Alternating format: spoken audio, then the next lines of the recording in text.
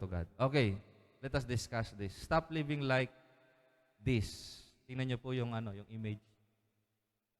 Ayan, nakita niyo diyan? Intensity tawag diyan. So, sabi diyan nung Monday, hirap na hirap siyang umakyat dun sa burol o bundok. Sige, wag mo na, okay lang 'yan. Wag mo na masyadong wag mo na masyadong i-zoom, 'di ba? So Monday, Tuesday, Wednesday, Thursday. Nung Thursday, nandun na siya sa anong tawag dito sa peak ng ewan ko kung success yun or happiness niya, 'di ba? Tapos babagsak ng Friday, Saturday, and Sunday. Tapos ulitin na naman niya ng Monday. Parang yung mga nagtatrabaho, 'di ba? Sasabihin nila, ay, Lunes na naman. 'Di ba? Parang yung saya nila pang weekend lang, Friday, Saturday, Sunday. 'Di ba? Yun lang yung pababa. Woo! Tapos aakit na naman siya. Ay, Lunes na naman, papasok na naman. They're going in circles, 'di ba? Your life is going in circles. Naunawaan niyo po ba? Okay. Stop living like this. Sabi mo sa katabi mo, stop living like that. Minsan po yung Christian life natin, ganyan. Kung kailan pa weekend na, saka ka lang mag-aapoy. Saka ka lang magbabasa ng Bible. Saka mo lang gagawin yung assignment mo, yung devotion mo. Tapos pagdating ng Lunes, teka, pahinga muna ako, Lord, ha?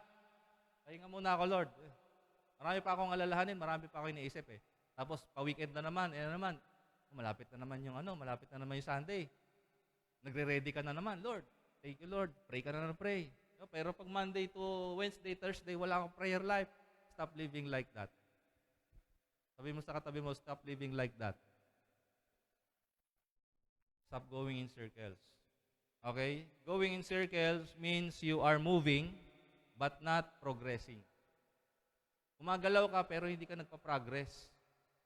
Amen? Akala mo gumagalaw ka pero wala naman nangyayari sa buhay mo, paulit-ulit lang. Okay? You are moving but you are staying in the same place.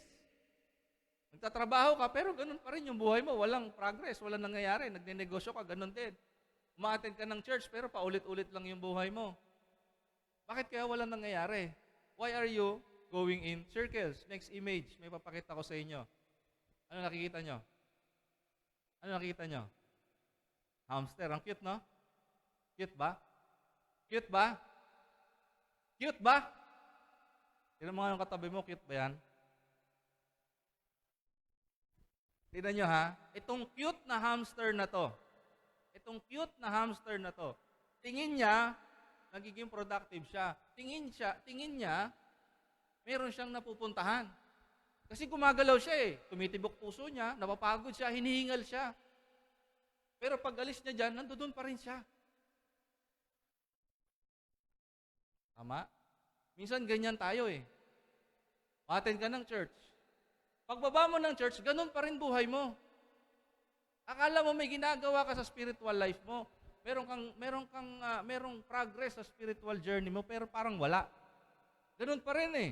Pagdating ng Lunes, bagsak na ulit. Nahulog ka na naman sa pornography. Nagmumura ka na naman. Nagpo-post ka na naman ng kung ano-ano. May mga tinatawag na thirst trap.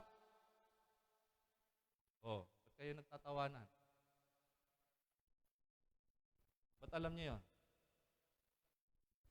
Di ba?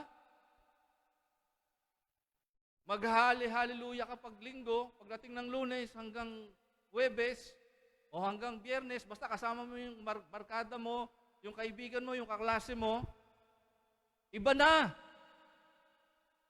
Parang kang hamster, ang cute-cute mo, ang sarap mong purutin. Hindi alam nung hamster na yan, na-trap siya. Tama? Kasi pinapakain siya doon sa loob eh. Tama? Pinapakain siya doon sa loob eh. Napapagod siya para sa wala.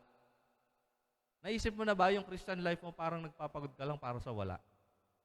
Ano nyo na ba yan? Naisip nyo na ba yan? Parang wala naman nangyayari sa buhay ko, paulit-ulit lang. Meron na ba nakaisip sa inyo yan? Meron na ba nakaisip sa inyo noon?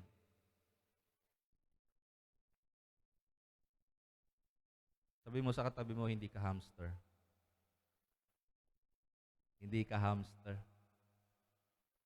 Ang hamster po, basta kumakain siya, naglalaro siya, okay na siya. Sabi mo sa katabi mo, huwag kang hamster. Kasi hindi ka hamster. Amen?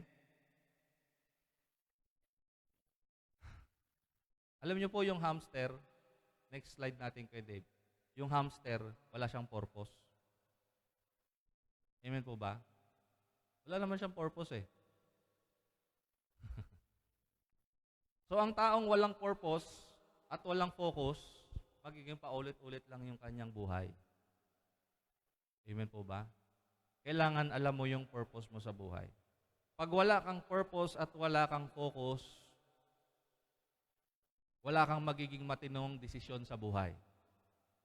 Tama po ba yon? Kasi wala kang ini-aim eh. Wala kang tinitingnan na direksyon. Amen? Gusto mo lang puntahan, balikan, tikman, kung ano yung meron dyan sa harapan mo. Wala ka talagang solid na direksyon na gusto mong marating sa buhay mo. As an individual, as a father, as a mother, as a parent, as a child, as a student, as a pastor, as a Christian, dapat meron kang inaayos goal or direction sa buhay mo. Amen? Para merong, alam mo yung steps na gagawin mo, alam mo yung mga desisyon na gagawin mo para marating mo yung goal na yon. Pag wala ka pong focus at wala kang purpose, magiging paulit-ulit lang po yung mangyayari sa buhay mo. Magre-repent ka ngayon, mahuhulog ka na naman bukas, magre-repent ka na naman, paulit ng paulit ng paulit. Amen? Sabihin mo ulit sa katabi mo, hindi ka hamster. Di ba? Okay. Bakit po ba ang maraming tao ay walang purpose or they are lacking in purpose? Ganito po yan. Lack of purpose or focus is rooted from a lack of relationship with God and not knowing the will of God. So magka-partner po siya. Kung gusto mo po pagkaroon ng direksyon ng buhay mo, una, magkaroon ka ng relasyon sa Diyos. At pag meron kang relasyon sa Diyos, malalaman mo yung kalooban ng Diyos sa buhay mo. Amen po ba? Magiging malinaw kung saan ka gustong dalhin ng Diyos sa buhay mo. Katulad ni Moises. Di ba nagpakilala si Lord kay Moises? At nung nakilala na ni Moises si Lord, binigyan niya siya ng direksyon. Anong direksyon niya? Na binigay kay Moises, pumunta ka doon sa Egypt, bumalik ka doon. Ilabas mo sila doon. Yun na yung naging purpose niya. Dadalhin ko sila sa promised land. Amen po ba? So yung relasyon mo po sa Diyos, o yung relasyon natin sa Diyos, ay magbubunga po na maraming tao yung makakilala sa Diyos at marating din nila yung kalooban ng Diyos sa buhay nila. Amen po ba? Ngayon, if you are a leader in your house, as a parent, or in the church, as a church leader, pag wala kang clear na vision sa buhay mo, alam mo yung pamilya mo o yung church na pinapamahalaan sa iyo ng Panginoon ay ano lang sila, parang magiging hamster. Magiging paulit-ulit lang yung buhay nila, yung cycle sa buhay nila. Amen po ba? Kailangan mo magkaroon ng malinaw na focus at purpose sa buhay. Okay? So, tanungin mo yung katabi mo. Titigan mo nga yung katabi mo. Titigan mo. Huwag kayo tumingin sa akin. Titigan mo yung katabi mo. Tanungin mo siya, kamusta ang devotion at prayer life mo? Kamusta? Kamusta ang meditation mo ng Word of God? Kamusta prayer life mo? Ngayon, huwag kang magtaka kung magulo isip mo, kung wala kang devotion, kung wala kang prayer life. Huwag kang magtaka kung bakit magulo yung sitwasyon mo sa buhay, kung magulo o kung malinis yung notebook mo, yung journal mo sa Bible, pagbabasa mo ng Bible. Wala kang naisusulat. Wala kang nare-reflect. Wala kang nakakain na Word of God. Amen? So wag po nating isisi sa Diyos kung may mga nangyayari sa buhay natin na hindi natin gusto. Kung hindi naman natin nagagawa o nasusunod yung sinabi niya. Tama po ba? Halimbawa, si Jonah, naalala niyo si Jonah? Di ba meron na siyang direksyon? Sabi ni Lord, pumunta ka sa Ninive. Ipangaral mo yung yung repentance. Anong ginawa ni Jonah? Dilayuan niya yung kanyang calling. Ano nangyari? Doon sa sinakyan niya na barko, yung pinagtaguan niyang barko para tumakas kay Lord, ano nangyari? Yung mga kasama niya, nadamay sa parusa ng Diyos kay Jonah. Diba? Doon sa kalagitnaan ng kanilang journey, yung bagyo talaga lumakas. No? Talagang ilulubog na yung barko. So, ang ginawa ng mga kasama ni Jonah, habang tulog si Jonah doon sa ilalim ng barko. Sabi ng mga kasama niya, bakit ba natin nararanasan tong gulo na to sa buhay natin? May kasalanan ba ako? Ikaw ba may kasalanan? Ikaw ba may kasalanan? Nagturuan sila. Sabi nila, o sige, magbunutan tayo. Tingnan natin kung sino talaga may kasalanan.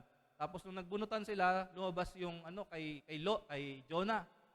Si Jonah tulog na tulog doon sa sa ilalim ng barko. Parang yung iba sa inyo. Imbis na mag-pray, natutulog. Imbis na nagbabasa ng Bible, tulog. Relax lang.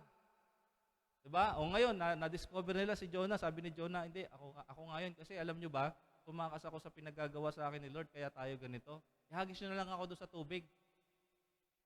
Diba? Ihagis nyo na lang ako doon. Hinagis siya. Nung hinagis siya, kumalma yung dagat. Amen? O. Hindi mo na kailangan tumalon sa Pacific Ocean para kumalma yung buhay mo, ha? Huwag mong takasan yung problema. Oh, pag tinakasan mo yung problema mo, baka kainin ka rin ng isda, katulad ni Jonah. Amen? Okay. Hallelujah. So, lack of purpose. Katulad po ng mga Israelita, doon sa Book of Judges, o sa Hukom sa inyong Tagalog na Bible, alam niyo po ba yung Judges? Sino nakabasa ng Judges? Sino nakabasa ng Judges or Hukom? Basahin niyo po yung Judges. Makikita niyo po doon yung sarili niyo. Basahin niyo po yung Judges. Bakit ko nasabi na makikita mo yung sarili mo doon? Pasaway. Paulit-ulit na rebellion sa Diyos. Paulit-ulit na pagsuway sa Diyos. Sabi mo sa katabi mo, di ba ikaw yon? Hindi, ako rin yun eh. Ako din yun. Paulit-ulit tayo. Amen po ba? Alam nyo, pag binasa nyo po yung Judges, kasi sa Judges, namatay na si Joshua. Si Joshua po yung kapalit ni Moises, namatay na si Moses. Pumalit si Joshua para ilid yung Israel, namatay si Joshua. Nung namatay si Joshua, wala nang pumalit sa kanya. Ano nangyari doon sa mga Israelita? Ay, happy-happy na sila. Lahat na lang gusto nilang gawin, yun ang gagawin nila. Kung ano yung maasipan nilang gawin, yun ang gagawin nila. Judges 21 verse 25. Ang sabi dyan, in those days, there was no king, there was no leader in Israel. Everyone did what was right in their own eyes. Pero pwede po bang pakiplas sa Tagalog yan? Mga Hukom, chapter 21, verse 25. Tingnan natin sa Tagalog.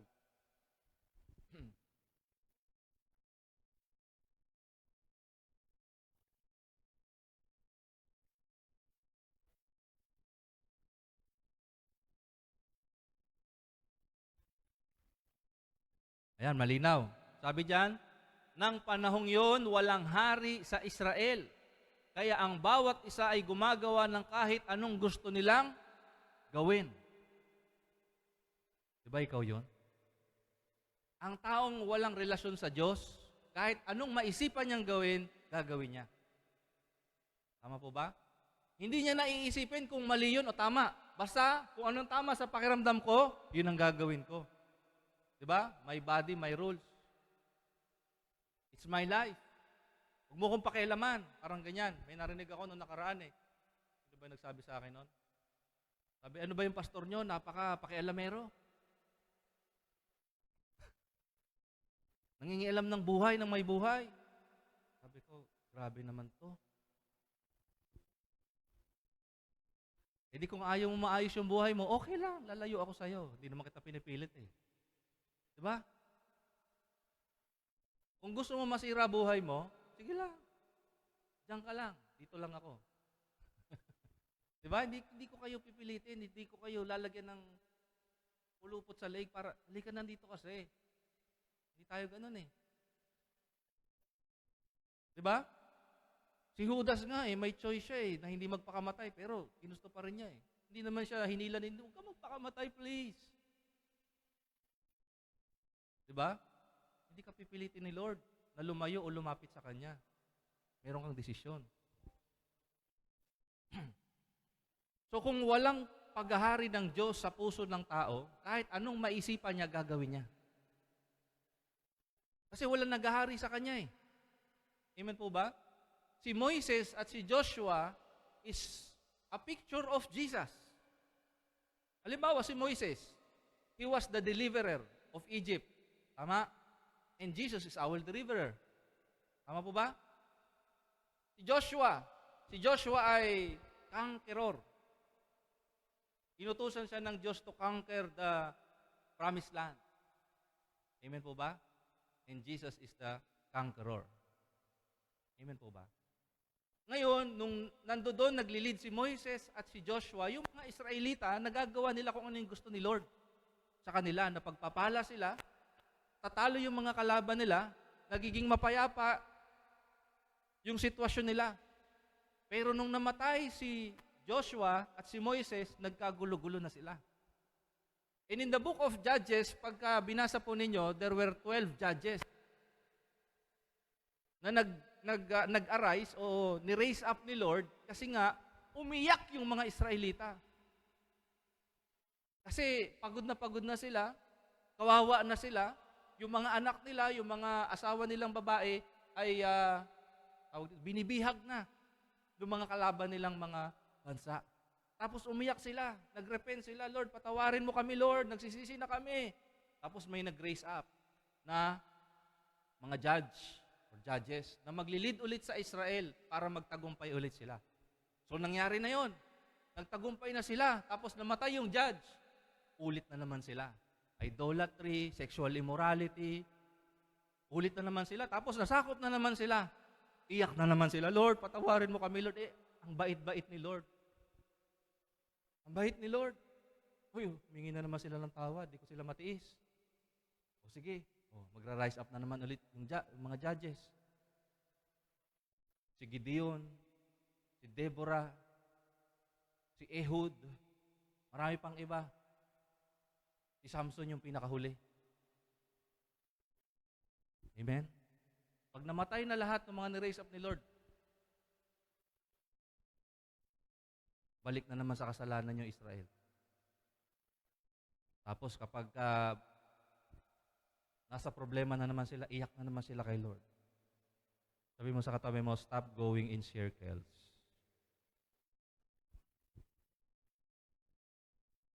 Proverbs chapter 29 in verse 18, sabi rito sa Passion Translation, when there is no prophetic vision, people quickly wander astray.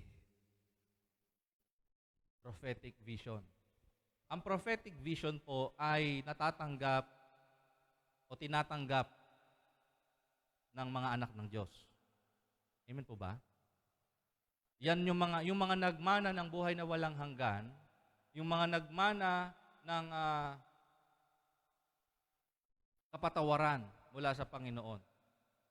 Mayroon po yang nare-receive na prophetic vision. Halimbawa, nung tinanggap nyo po ang Panginoon, nung totoo kayong tumanggap sa Panginoong Hesus, meron po ba sa inyo naka-experience na binigyan kayo ng dream or ng vision or ng prophetic utterance na ito ang gagawin ninyo? Ito yung magiging buhay mo. May na-receive po ba kayong ganon? Taas ang kamay ng may ganon. Nakatanggap ng prophetic vision, ng direksyon sa buhay niya. May mga umpatan sa inyo ng prophetic and supernatural workshop, meron kayong nakita, meron kayong na-receive. Amen po ba?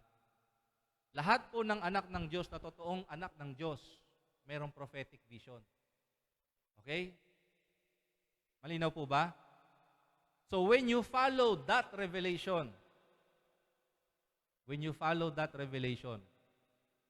pagpapalain ka ng Panginoon. Amen po ba? Pag hindi mo sinunod yung revelation sa iyo ng Panginoon, magiging cycle lang yung buhay mo. Amen po ba? Ang linaw na po ng instruction ni Lord. Amen? Malinaw na po yung instruction ni Lord. Nandito na lahat. Bakit marami pa rin Kristiyano ang paulit-ulit yung nangyayari sa buhay nila? Kasi hindi po nila sinusunod ang instruction. Nandito na, ang linaw na po ng instruction. Ang linaw na ng direction. Babasahin mo na lang. Amen po ba? You know, ang original translation ng law or nung first 5 books of the Old Testament ay Torah. And you know what is Torah? Hindi po law. Torah means instruction. Amen. Instruction. Sabi mo sa katabi mo, instruction. Diba? Pag marunong kang sumunod sa instruction, meron kang direction. Sabi rito sa Proverbs 29:18, sa Message naman po translation, if people can't see what God is doing, they stumble all over themselves. But when they attend to what He reveals, they are most blessed. Pag sinusunod mo daw yung kalooban ng Diyos, ang tawag sa iyo, you are most blessed. Sabi mo sa katabi mo, gusto mo bang ma-bless? Gusto mo bang ma-bless? Gusto mo bang mapagpala? Follow the instructions of the Lord.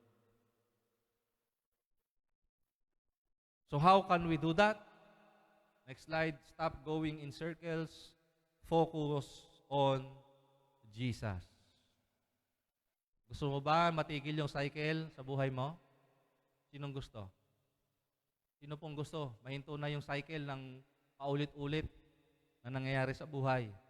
Focus on Jesus. Amen po ba? Hebrews chapter 12 verse 1 to 2.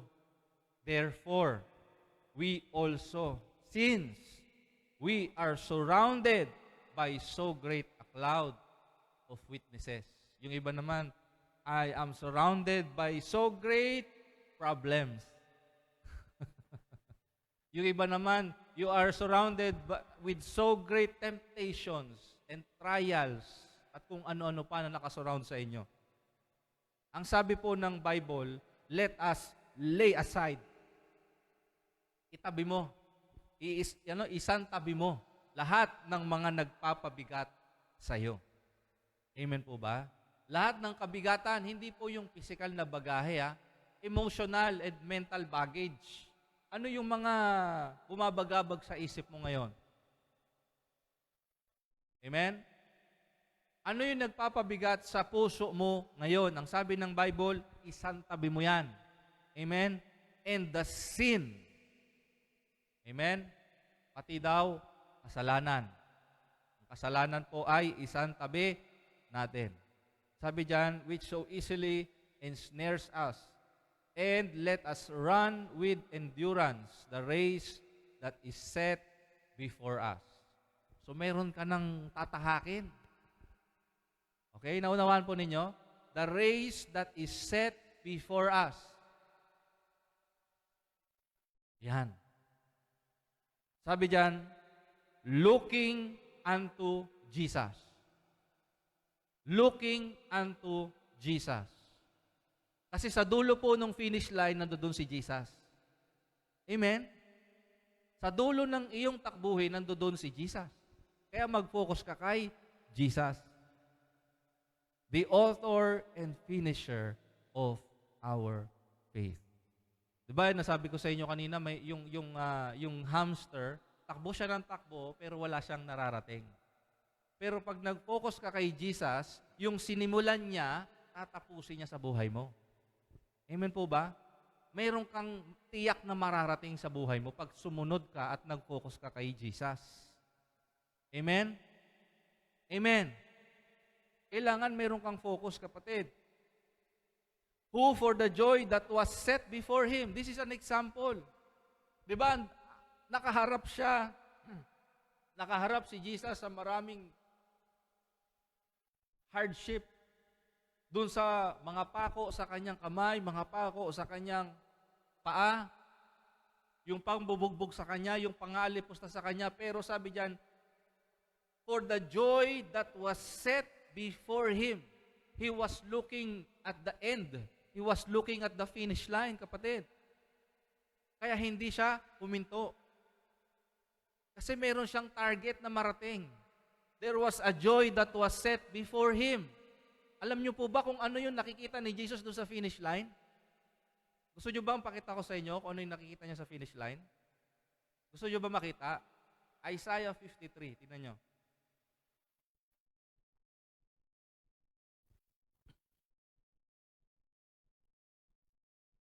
Verse 11. Pwede siguro sa Tagalog, pwede. Tingnan nyo. O, pakibasa po ninyo ha. Ito yung joy na nakikita ni Jesus nung nandun siya sa cross. Okay, ready? 1, 2, 3, basa. Kapag nakita niya ang bunga ng kanyang paghihirap, matutuwa siya. Sinabi ng Panginoon, sa pamamagitan ng karunungan ng aking matuwid na lingkod, ay marami ang ituturing niyang matuwid. Magdurusa siya para sa kanilang mga kasalanan. Nakita niyo po to? Nakita niya? Ito yung joy ni Lord nung nandoon siya sa cross. Na makita po niya na marami po ang maituring na matuwid. Marami yung mga makasalanan na patatawarin. Sabi mo sa katabi mo, ikaw yun. That was his target. His eyes was focused on you being with him. Amen po ba? Ang focus ng Panginoong Hesus, kaya niya tiniis yung paghihirap doon sa krus kasi nakikita ka niya. Amen po ba? Tatapusin ko to, Ama. Kasi gusto ko siya makasama dyan. Ikaw, anong focus mo? Amen? Ikaw ba gusto mo siya makasama? Gusto mo ba siya makapiling? Dapat ganun yung focus natin bilang mga Kristiyano. Amen po ba? Hindi lang yung kung ano yung makapag-satisfy natin dito sa mundo. Kasi ang satisfaction ni Jesus, tayo.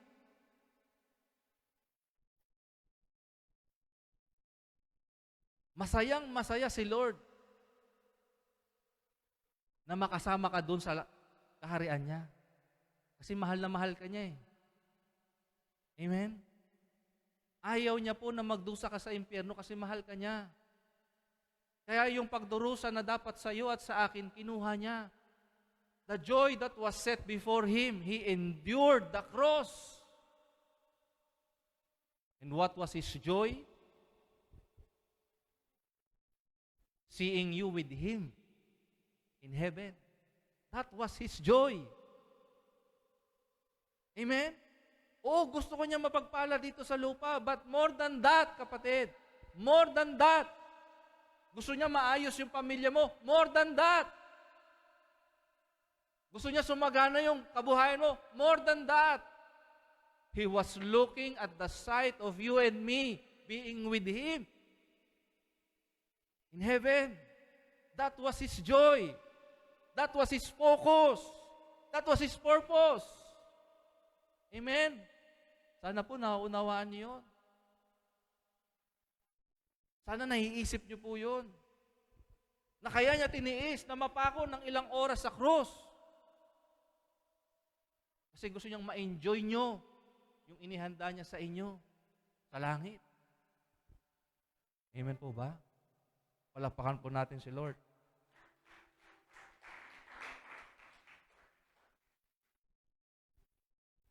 Sabi niya po kay John in Revelation chapter 1 verse 17 to 19, when I saw him, I fell at his feet as if I were dead. Then he put his right hand on me and said, do not be afraid. I am the first and the last. I am the living one. I was dead, but now look, I am alive forever and ever, and I hold the keys to death and hell. Sabi niya, write down what you have seen. Write about what is happening now, and write what will happen later. Amen po ba?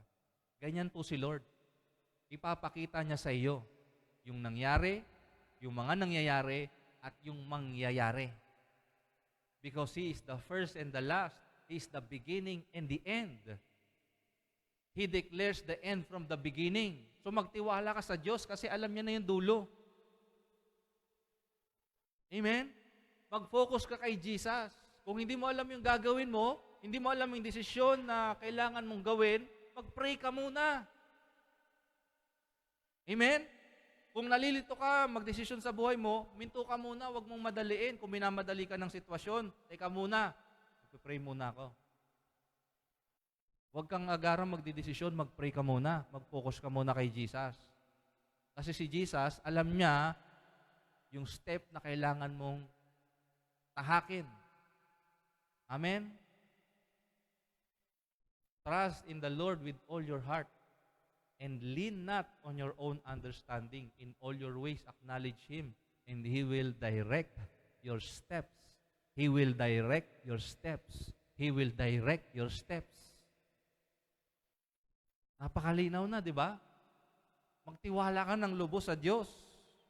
Hallelujah. So stop going in circles. Focus on God's purpose. Focus on God's purpose. In 1 Timothy chapter 4, verse 14 to 15, do not neglect the spiritual gift you receive through the prophecies spoken over you. Amen? Meron po sa inyo mga nakareceive ng prophetic words. Lakaran niyo yun. Sabi rito, give your complete attention to these matters. Throw yourself into your tasks so that everyone will see your progress. Amen? Hindi ka na magpaikot-ikot. Amen? Amen. Halimbawa, sa ministry, hindi mo alam kung music ministry ka ba, o ushering ka, or pastor ka. Hindi mo alam kung Mag-focus ka kay Lord. Hilingin mo kay Lord kung saan kanya ba talaga dinadala para hindi kung saan-saan ka pumupunta. Amen? Everyone will see your progress. Hallelujah. So stop going in circles. Obey God's voice. Obey God's voice. Yung prophetic utterance po can come directly from God or through His ministers, through your pastors or through your spiritual leaders. Amen po ba? May pinagagawa sa inyo yung pastor ninyo. Gawin ninyo. Minsan po, ang inyong spiritual leader, ang boses ng Diyos sa buhay ninyo. Amen po ba? Naniniwala ba kayo doon? Halimbawa, si Bishop Chito, he is our spiritual father. Sinabi niya, huwag kang lalabas ng bahay na hindi ka nagpe-pray. Tapos hindi ko ginawa. Ano ba yung sinabi niya? Para sa akin ba? Para sa kanya? Diba? So, yung spiritual leaders po ninyo sometimes can be the channel wherein si Lord ay nangungusap na sa inyo. Minsan naman, yung asawa nyo. Madalas pala. Madalas. Lalo-lalo na yung asawa ko. Amen? Makinig ka sa asawa mo. Lalo na kung puspos yan. Amen? Kasi ang asawang puspos, nakaka-receive ng direction mula sa Diyos. Amen po ba? Amen po ba? Kung gusto mo na magkaroon ng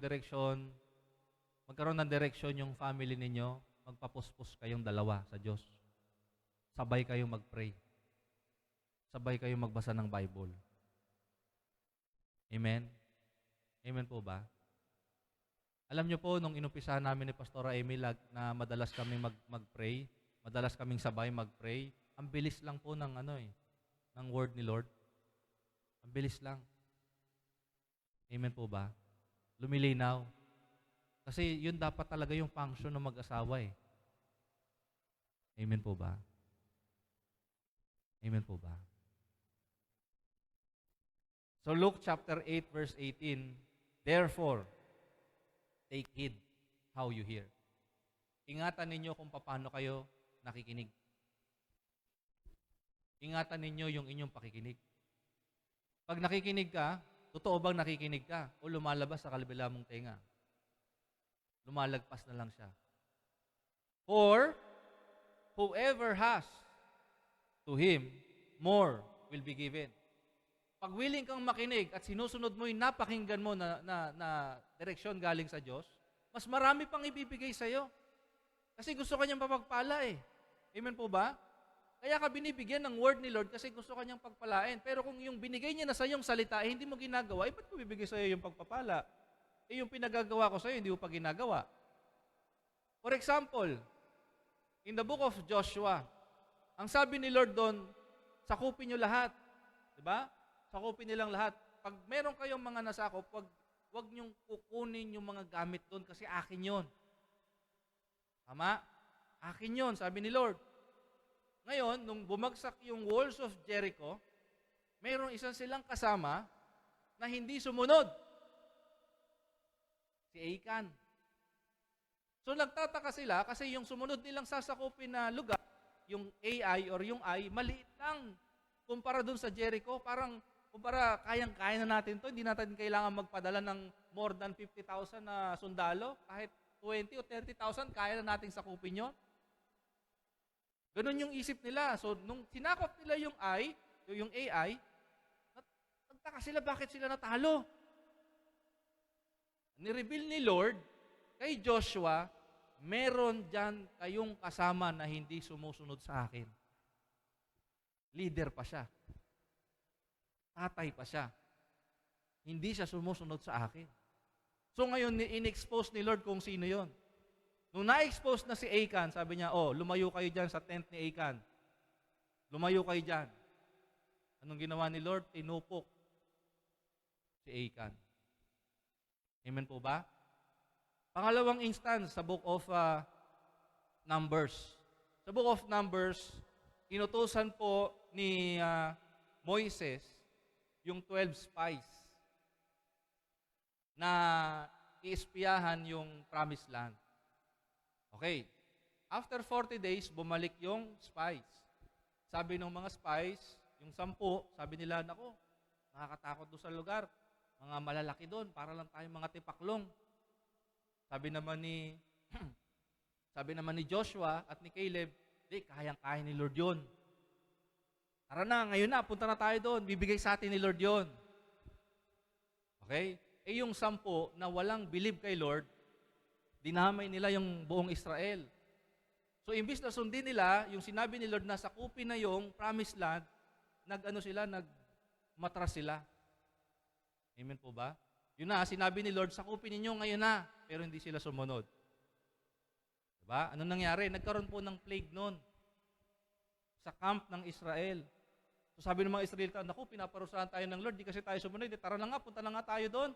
Diba, napilitan pa sila. Sige na, tara na, sakupin na natin. Ang sabi ni Moises, wag na kayong pumunta kasi nagtampo na sa inyo si Lord. Pumunta pa rin sila doon. Ano nangyari? Nagkandamatayan sila. Kasi hindi na sila sinamahan ni Lord noon. Kung sinunod nila, nung first time pa lang na sinabi ni Lord, kasama nila si Lord kahit ilan pa sila. Kahit kukunti sila, kasama nyo si Lord, tiyak panalo kayo. Nung hindi nila sinunod si Lord, hindi na sila sinamahan ni Lord. Kasi nung unang instance na sinabi sa kanila Lord, na sundin mo to, gawin mo to, hindi nila sinunod. Kaya pag may sinabi sa iyo si Lord, gawin mo agad. Para pagpalain ka agad. Deuteronomy 28 verse 1 and 2. Kung lubos ninyong susundin ang lahat ng sinasabi ng Diyos. Diba? So anyways, kailangan po marunong tayong makinig at nakikinig na mayroong kaisipan na sumunod. Amen po ba? So, paano po natin gagawin yun? Letter A, listen attentively to God and be led by the Holy Spirit. Amen po ba? Wala na po si Jesus ngayon. Si Jesus nasa kanan ng Ama, nananalangin para sa atin. Ang kasama po ngayon ng mga mananampalataya ay ang banal na Espiritu. Ang banal na Espiritu po hindi matatanggap ng mga taong walang pananampalataya kay Jesus. Ang banal na Espiritu po ay tinanggap ng mga taong tumanggap kay Jesus. Amen? Si Holy Spirit po ang ibinigay po sa atin para tayo ay gabayan, pangunahan. He is our teacher. He is our guide. Amen po ba? Ngayon, kailangan marunong kang makinig kay Holy Spirit. Sabi ng John chapter 10 verse 27, "My sheep hear my voice. I know them and they follow me." Amen po ba? Paano mo papakinggan? Wala ka namang binibigay na time kay Lord. Paano mo maririnig si Holy Spirit? Sabi nung Romans 8:14, "Those who are led by God are sons of God." Paano ka malilid ni Lord? Hindi ka naman hindi ka nag-spend time kay Lord. Hindi mo po marinig ang tinig ni Lord kung wala kang time kay Lord. Hello? Hindi mo ma-receive yung direction ni Lord kung lagi kang distracted, lagi kang busy, lagi kang may excuse. Hello? Kung sa lahat na lang, meron kang dahilan para tumakas, para umiwas. Amen? Huwag mong takasan. Lakaran mo. Kahit mahirap. Anong sabi ni David? "Though I walk through the valley of shadow of death, I will fear no evil, for you are with me." Amen po ba? Kasi sigurado siya, kasama niya si Lord. Kasi meron siyang relasyon kay Lord. The Lord is my shepherd. I will lack nothing. He leads me beside the still waters. He makes me to lie down in green pastures. Kita niyo po yun? Kapag led ka ng Holy Spirit, payapa ang isip mo, para ka nasa green pastures. Alam niyo po ba yung tupa na nanginginga, no?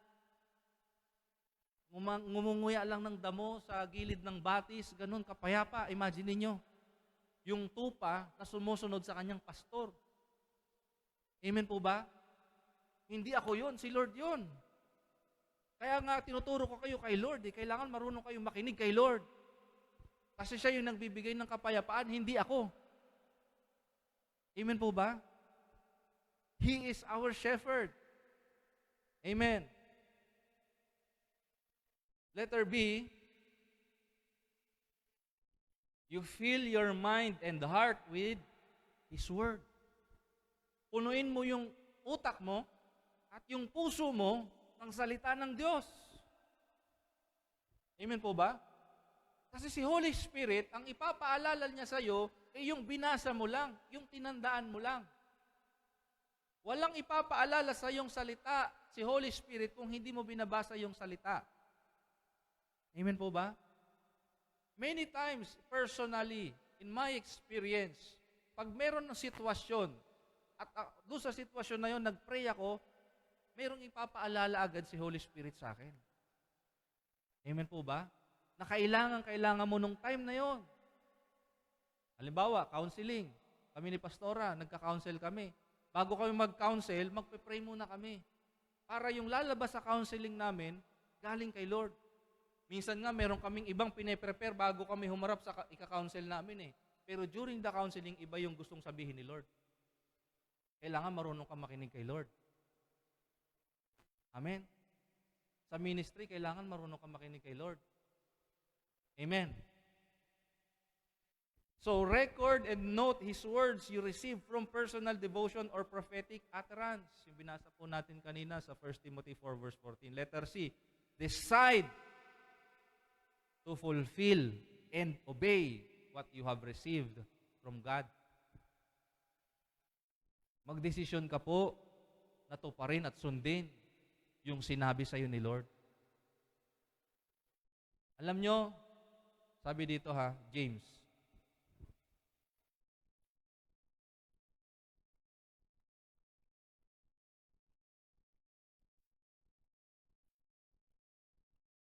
chapter 1, verse 7, sa Tagalog po. Santiago chapter 1, verse 7. Tingnan niyo po ito.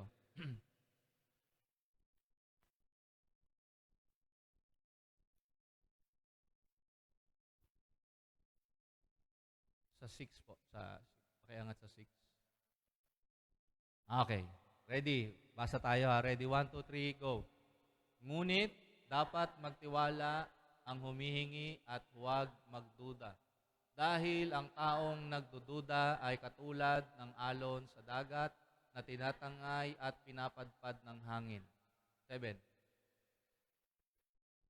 Ang ganitong tao ay hindi dapat umasa na may matatanggap mula sa Panginoon. Sa English po, double-minded. Double-minded. Oo ka, pero hindi pala. Hindi ka, pero oo pala. Ang sabi ng Bible, hindi ka pagpalain ni Lord.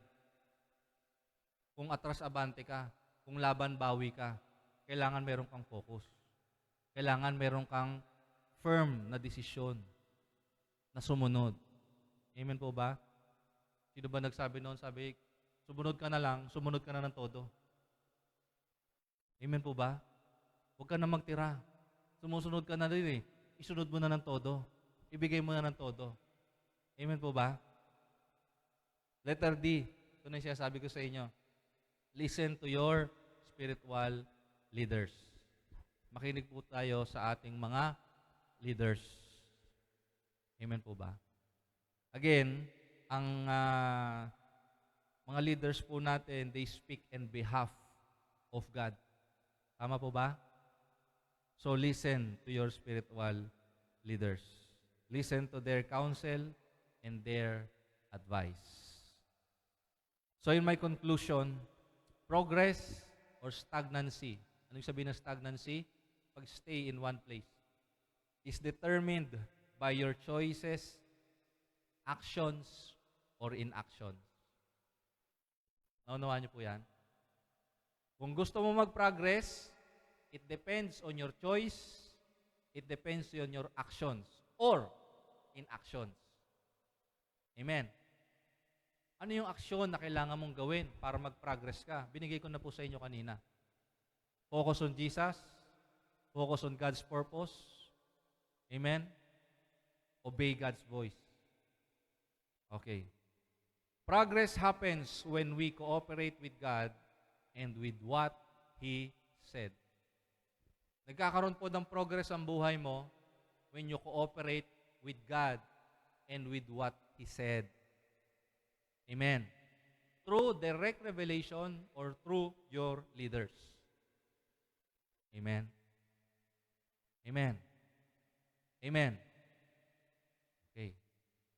Let us pray.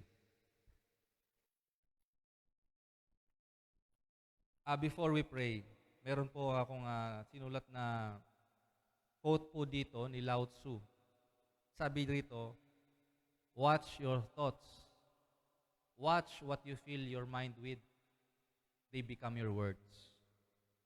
Watch your words, they become your actions.